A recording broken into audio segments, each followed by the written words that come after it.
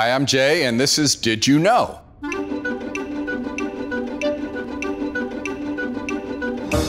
It's so great to be with you here in the church. The church is a very special building. It's a little different from other kinds of buildings that you might be in. It's different from your home.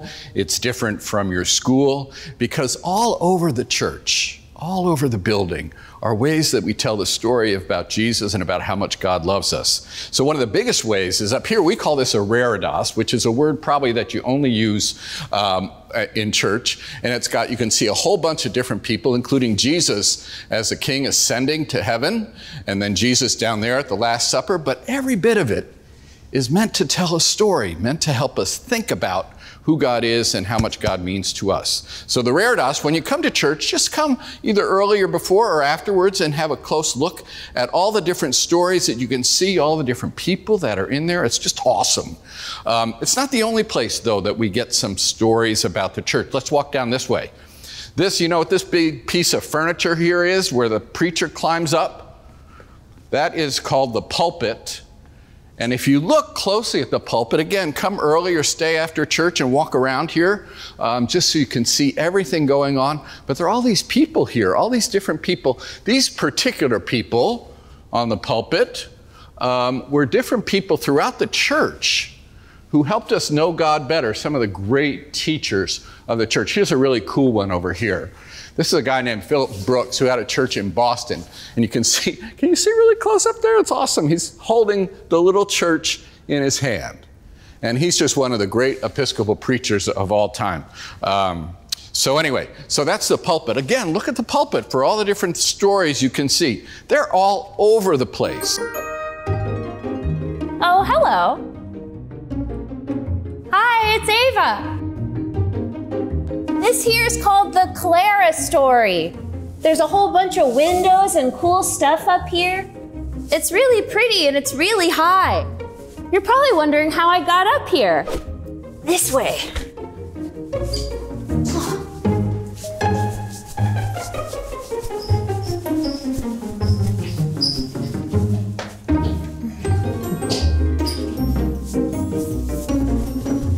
Then I climb a ladder. Not so hard. Pretty neat, huh? Mostly what I want to talk about in this time together is these windows, because I think these windows are really different from windows you might have in your school or your home.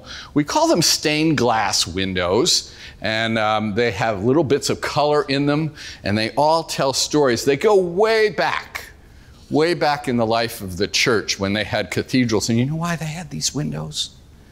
They had these windows because a lot of people who used to come to church way back when couldn't read. And they needed to tell the story. And they might listen to the sermon, but you all know sometimes we don't listen to the whole sermon or get the whole story. But if you could look at the windows, they would tell you a story.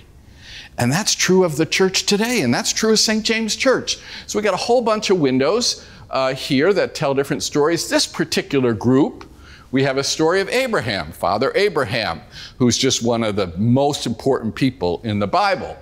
And then we have Jacob, who was one of his descendants, and he had 12 kids, and they were called the 12 tribes of Israel. Over here we got Joseph. Have you ever heard the story of Joseph and his amazing coat of colors? Well, that story is in here. What I think you ought to do is just think about these stained glass windows, and every time you come to church, see if you can find a new story. Let me tell you one thing about these windows. It's one of the things I just love about them, is you can see they're just made up of little bits of tiny glass. And if you just had one of those by itself, it wouldn't look like anything. Wouldn't tell you a story, you wouldn't know anything. But when you put them all together, they come to tell a story. You know, that's like church. We all come together, and because we're all together, we can tell a story. And the most amazing thing about stained glass windows, they don't really look like much if there's no light shining through them. But when there's light shining through them, they come to life. And that's a little bit like us. On our own, maybe there's not too much to us, but if the light shines through, if God's light and love shines through us, We come to life in a new way. So I always think about that when I hear this, when I see the stained glass windows, that's an important part of telling the story, and it tells us something about God's love and life in our own lives. So now you know something about stained glass windows.